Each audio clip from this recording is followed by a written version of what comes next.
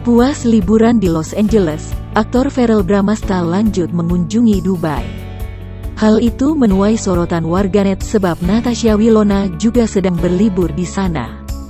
Jumat tanggal 7 Januari tahun 2022, Verrell Bramasta, lawan main Ranty Maria dalam sinetron Putri untuk Pangeran SCTV tersebut, membagikan aktivitasnya ketika naik pesawat melancong ke negeri berjuluk Sarang Orang Kaya itu. Warganet menduga Verrell dan Wilona bakal liburan bareng di sana. Lantaran seperti yang diketahui dari Instagram story-nya, aktris 23 tahun tersebut masih berada di Dubai bersama ibunya. Hal ini menjadi sorotan, pasalnya dua sejoli tersebut pernah berpacaran.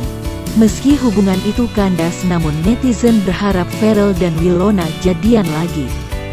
Terpancar wajah bahagia Verrell Bramasta saat selfie di pesawat.